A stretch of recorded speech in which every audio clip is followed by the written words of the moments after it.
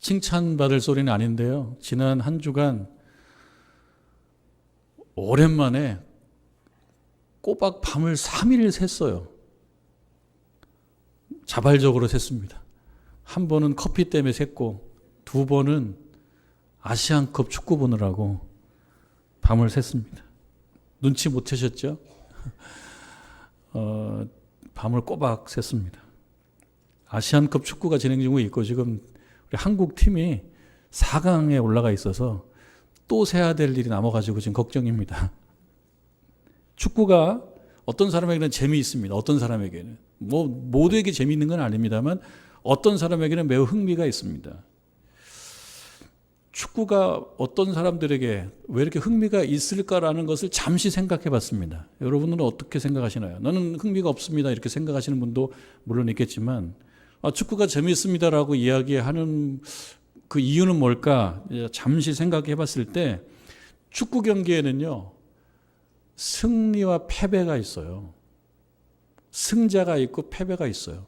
그러니까 축구에 관심이 있다라고 하는 것은 달리 얘기하자면 승리와 패배가 어떤 사람에게는 매우 중요한 관심사라는 겁니다. 물론 운동이라고 하는 것은 건강하기 위해서도 하지만, 그러나 TV로 축구를 보는 사람은 건강하기 위한 운동도 아니거든요. 그냥 참여하는 거, 이거는 운동이 아니거든요.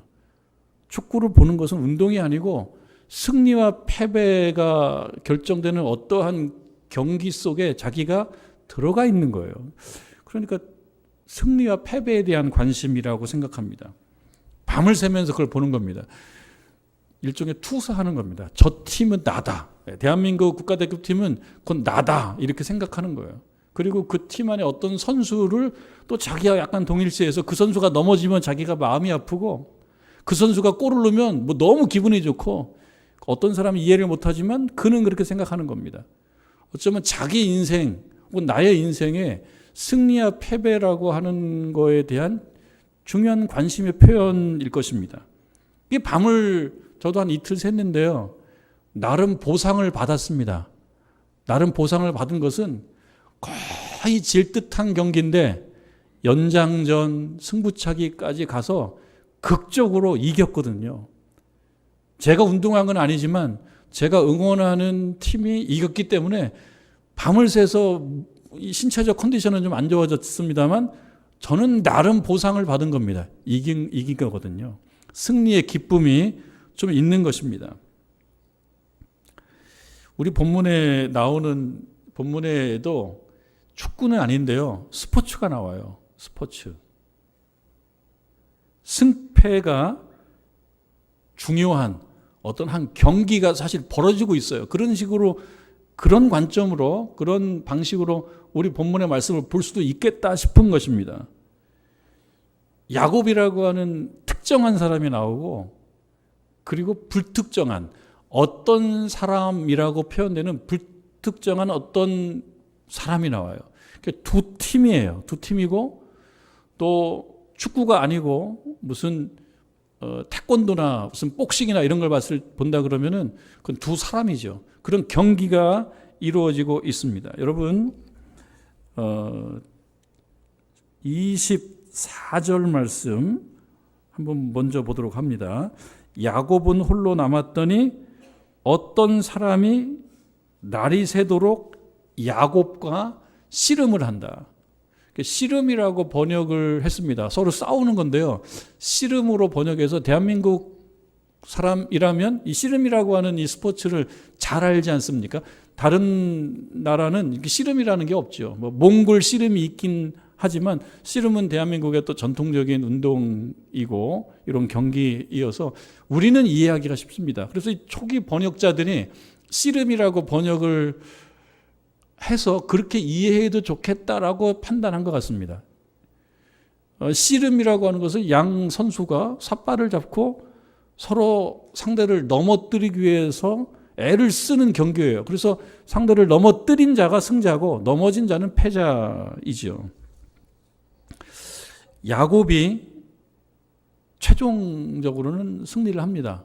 이긴 건지 진 건지를 우리가 좀 더 살펴봐야 되겠습니다만, 이긴 것 같으면서도 진 것 같고 진 것 같으면서도 이긴 것 같은 그런 결과가 나옵니다. 관절을 다치거든요.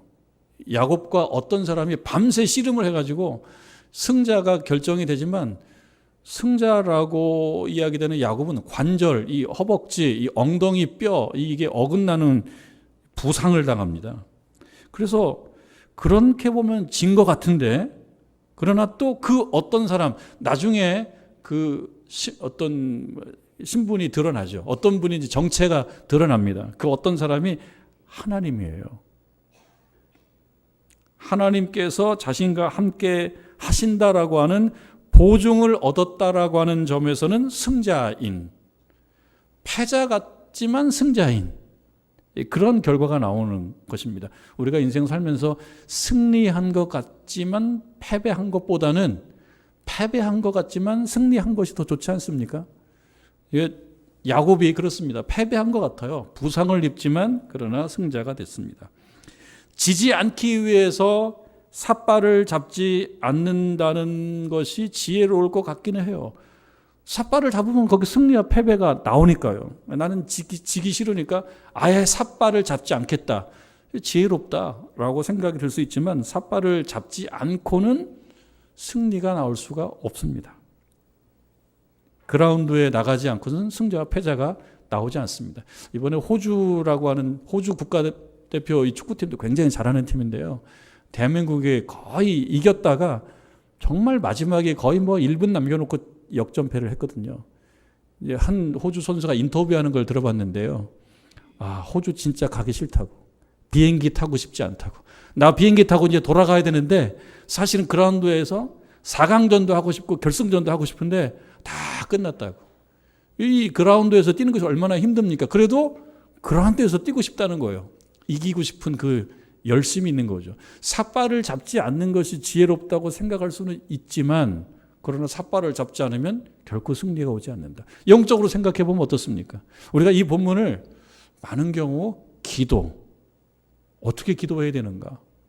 우리는 어떻게 기도해야 되는가라는 질문에 대한 답으로 이 본문을 읽기도 하는데요. 그렇게 읽을 수가 있습니다. 기도라고 하는 점에서 이 본문을 읽어볼 수가 있습니다.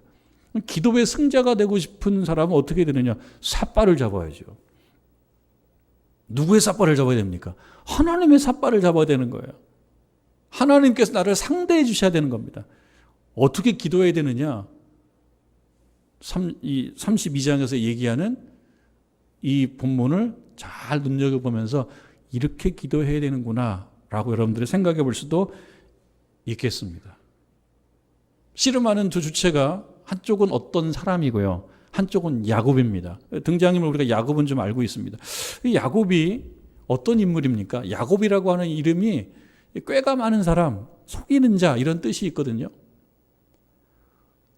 이 장남으로 태어난 것이 아니고 차남으로 태어났는데요. 그때는 장남이 축복을 받을 권한이 우선적으로 주어졌어요. 그런데 이 야곱은 태어나면서부터 뭐에 관심이 많았냐면 축복에 관심이 많아요. 축복. 복이 나에게 얹혀진 그 사실에 관심이 많습니다. 그런데 본인이 장남이 아니다 보니까 어찌 할 수 없어서 말하자면 속임수를 써가지고 본인이 말하자면 축복을 받죠. 아버지 이삭으로부터 축복을 받습니다. 그런데 이것이 또 문제가 되지 않습니까? 이 동생에게 축복권을 빼앗겼다라는 것을 알아챈 에서는 또 화가 나죠. 화가 나고 이제 야곱에 대한 이제 분노가 막 생기니까 야곱은 큰일 났다. 이거 어떻게 해야 되지? 그리고 이제 어머니하고 상의하고 이제 외삼촌 집 저 멀리 가기로 결정을 하고 도망을 갑니다. 도망가요. 그러면서 이제 야곱의 타향살이 타지 생활이 시작되는 것입니다. 지도로 보게 되면 굉장히 먼 곳입니다. 저 이라크 그 어느 지점이에요. 먼 길을 가서 외삼촌을 만나고 외삼촌의 두 딸과 결혼을 하게 되는데 그 딸이 큰 딸은 레아고 작은 딸은 라헬이에요. 근데 라헬 둘째 딸에 반해서 내가 7년 동안 일을 할 테니 그 딸을 나에게 좀 주십시오라고 외삼촌에게 이야기했는데 외삼촌 생각은 달랐던 거예요. 첫째 딸 먼저 시집을 가야지. 그래서 또 이 야곱이 형을 속여 먹었는데 그 속여 먹었더니 외삼촌이 또 야곱을 속여 먹어요. 속이고 속고 이런 인생이 야곱의 인생이에요. 그래서 한편으로는 고단한 인생이 야곱의 인생입니다. 잘 되게 해서 속였는데 또 자기도 누구에게 속임을 당해요. 그래서 그 라반의 두 딸과 결혼하기 위해서 14년이 소비가 됩니다. 14년 동안 일을 해주는 조건으로 두 딸과 결혼을 하게 되죠. 그리고 또 거기서 사는 시간을 포함해서 20여 년을 타지 생활을 하게 됩니다. 그 20여 년이 지나면서 이제 자녀도 생겼고, 특히 오늘 본문에 의하면 11명의 아들이 또 생겼어요. 그리고 아내가 둘이고 그 아내의 여종이 또 그 야곱의 말하자면 아내가 되는 거죠. 그러니까 아내가 4명이 되는 거죠. 그리고 그 살면서 얼마나 욕심이 많은 사람입니까, 야곱이. 이렇게 저렇게 재산을 막 불려가지고, 당시 재산은 양, 염소, 낙타, 소, 그리고 이제 어떤 시종들, 종들, 이런 재산이 커집니다. 그러면서 야곱 마음속에 고향으로 돌아가고 싶은 마음이 생깁니다. 누구나 드는 생각이죠. 고향에 대한 그리움은 누구나 갖고 있는 생각입니다. 고향으로 가고 싶은 거예요. 라반을 뒤에 두고 말하자면 밤에 야반 도주를 하면서 고향을 향해서 오는데요.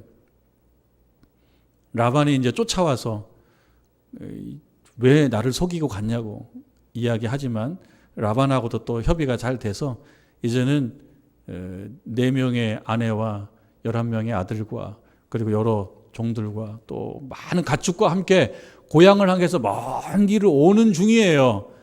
오늘 말씀은 그러한 배경 위에서 이루어진 일입니다. 오는 중입니다. 이제 자식들은 거기서 태어나가지고 이제 아버지의 고향으로 가는 또 새로운 세계를 가는 것이고, 아내들도 마찬가지고. 근데 야곱 마음에는 가족은 다 가족이면서도 다른 가족 구성원과 다른 관심사와 다른 두려움과 다른 불안함이 있어요. 그것은 무엇입니까? 오래전에 축복을 가로챈 그 사실이 아직 살아있지 않습니까? 그리고 그 분노한 에서에 대한 이미지가 머릿속에 있기 때문에 고향으로 돌아가면서 야곱 마음속에는 불안함과 두려움이 있었습니다. 내가 고향으로 돌아가는 것이 잘하는 것인가? 가서 더 문제가 생기는 것은 아닌가? 그리고 그 분노와 복수심이 아직까지 없어지지 않고 오히려 더 강해져서 나는 형 에서로부터 뭔가 큰일 당하지 않을까라고 하는 불안함과 두려움이 있는 중입니다. 여러분, 22절 말씀, 밤에 일어나, 그러니까 이 중에 고향으로 돌아가는 어떤 지점이에요. 이 중에 거의 뭐 이제 그 고향 땅 근처까지 온 상태인데요. 밤에 일어나서 두 아내와 두 여종과 11 아들을 인도하여 야복 나루를 건널세.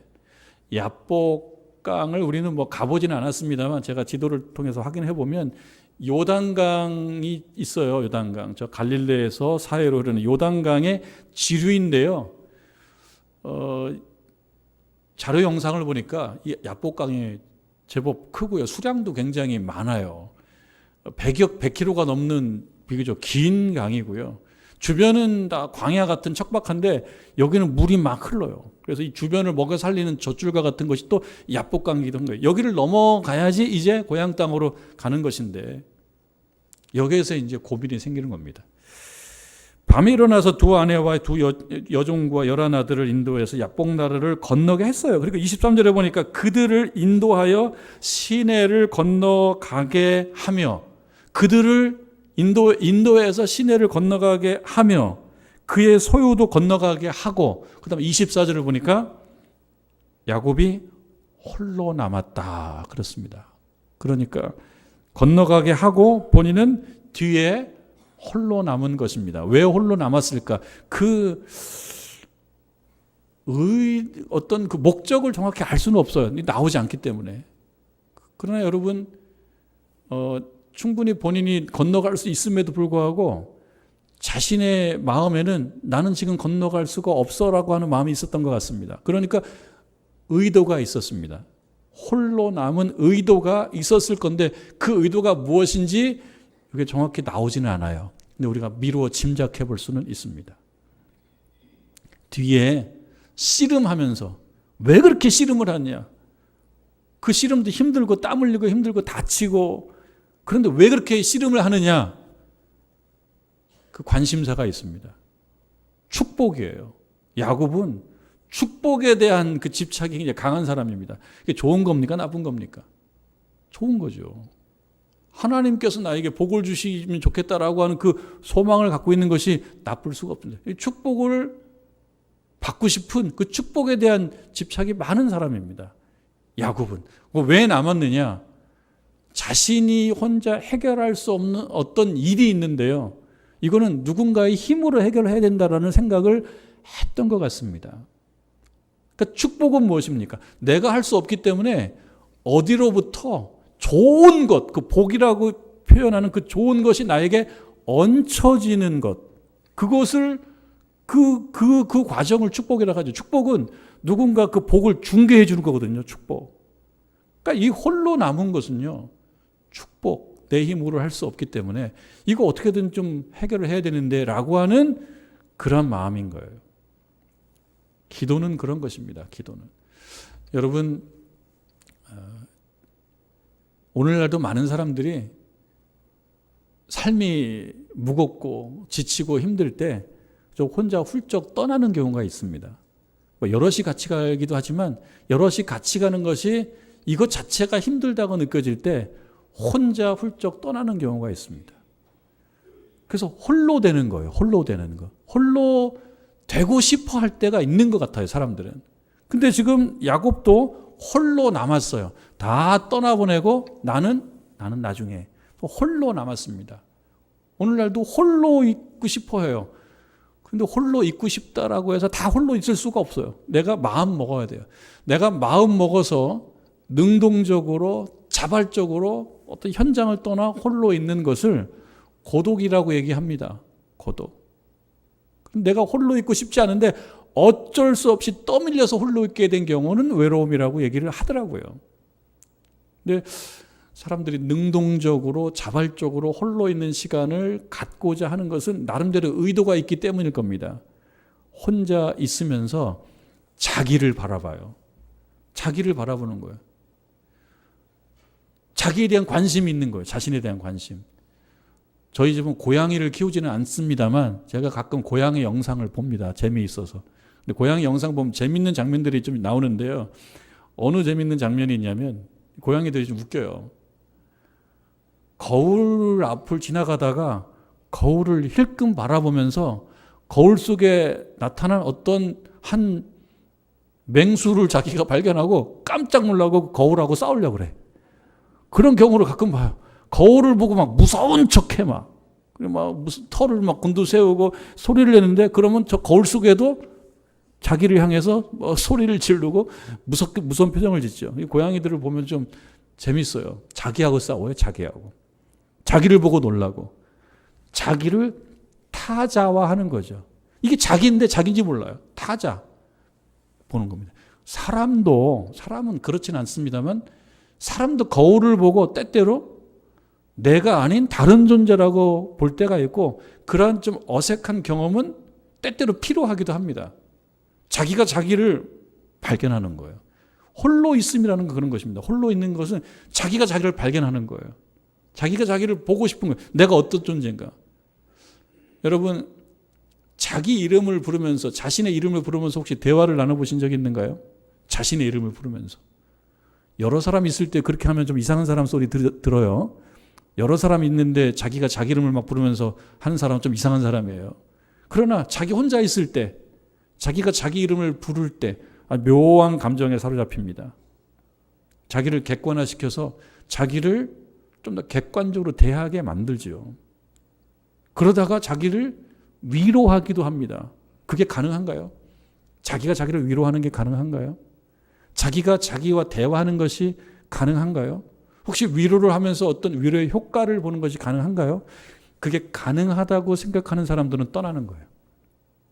저 바다 앞에 혼자 가만히 앉아있기도 하고 산에 가서 혼자 텐트 치고 그 속에 들어가 있기도 하고, 그리고 여유가 있으면 비행기 타고 어디 가서 혼자 어느 카페에 앉아 있기도 하고, 그러는 가운데 자기가 자기를 보고 자기가 대화하고 자기가 자기를 위로하는 그런 경험을 하는 것입니다. 이러한 것은 우리들도 한 번쯤 해봐도 좋을 것 같습니다. 너무 분주하고 바쁘게 살면서 자기가 자기를 바라볼 기회가 없기 때문에 가깝게 한번 해보는 겁니다. 뭐 어렵지 않죠. 어디 뭐 공원에 가서 앉아 있을 수도 있고요. 밤에 혼자 걸을 수도 있고요.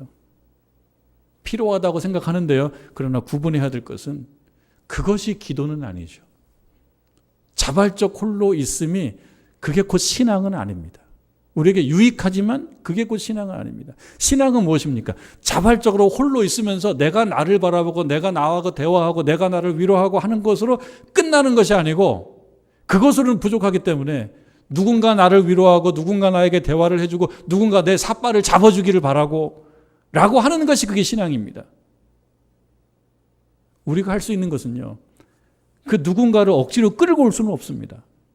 우리가 할 수 있는 것은 자발적으로 나를 그 앞에 갖다 놓는 것입니다.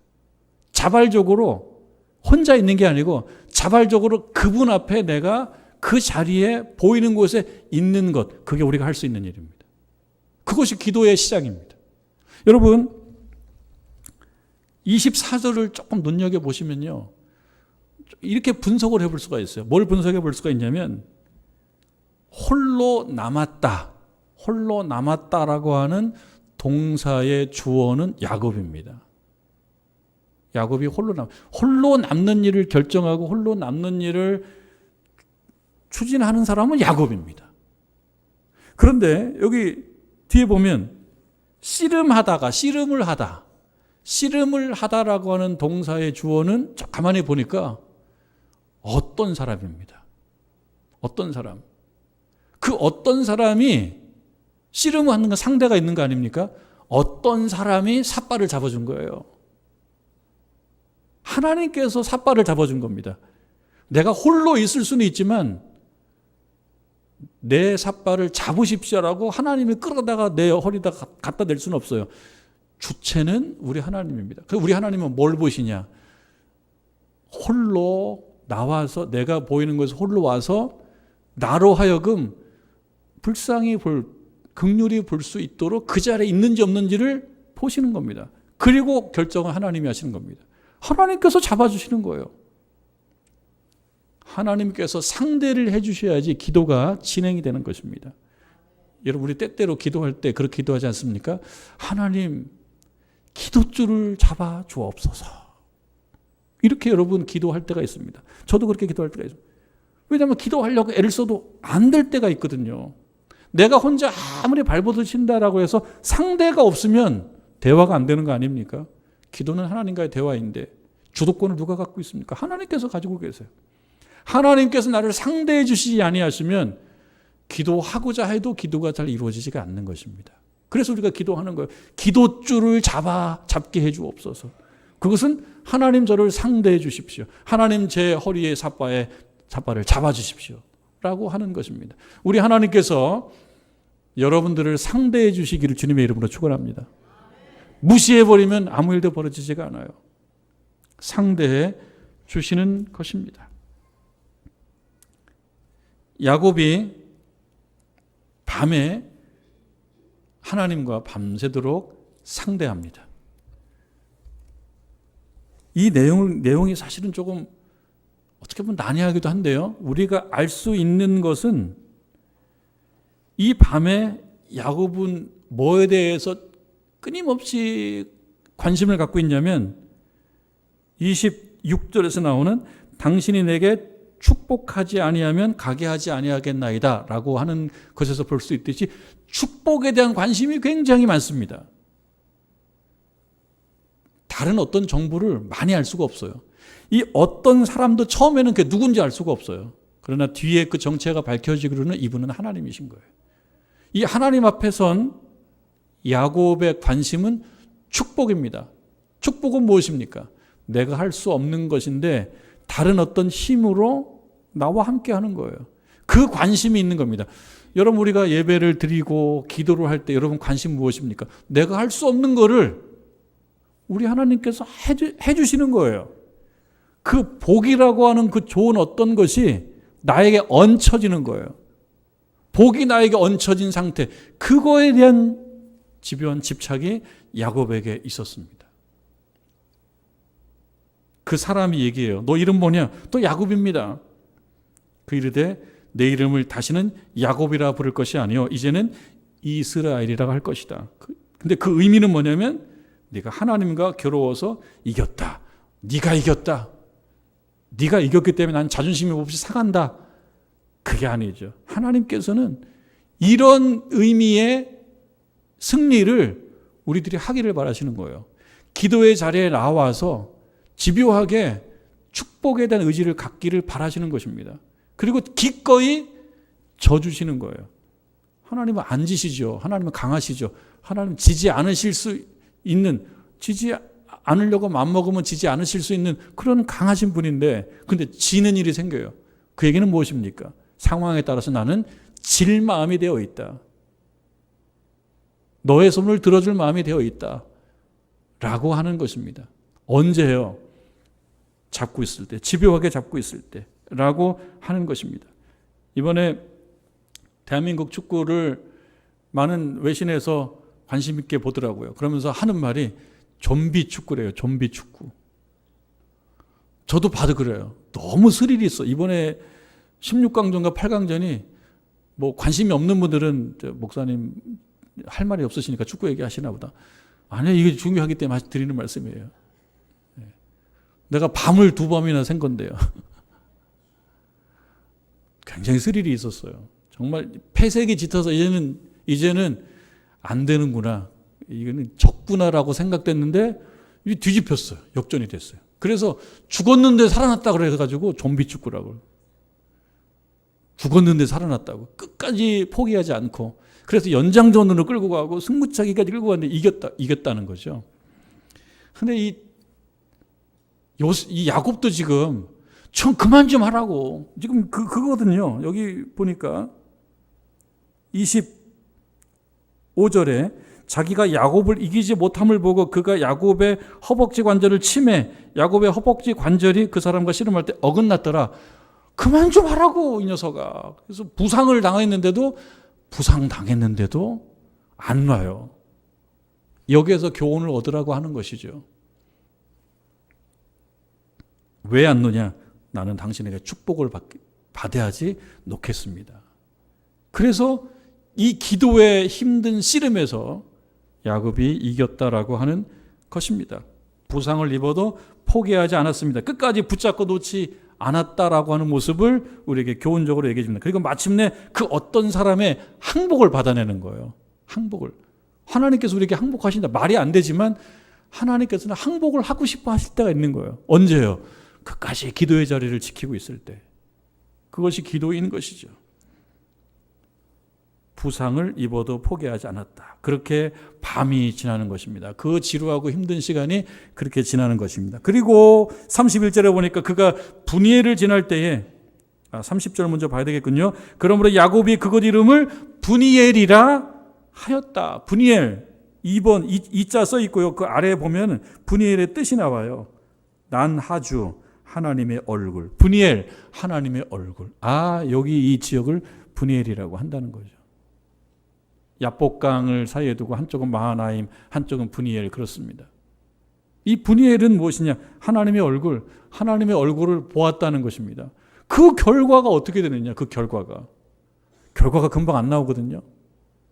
그런데 31절에 보니까 그가 분이엘을 지날 때에 해가 돋았고 그의 허벅다리로 말미암아 절었더라. 아니 분이엘에서 그 어떤 사람을 이겨서 이름을 이스라엘로 개명까지 했는데 나온 결과는 이 허벅지, 이 엉덩이 뼈가 어긋나가지고 걷는데 절어요. 이렇다 그러면 굳이 내가 기도해서 이길 필요가 있어? 참 이런 생각이 들 수가 있습니다. 이것이 행복한 거야? 이게 지금 엉덩이가 뭐가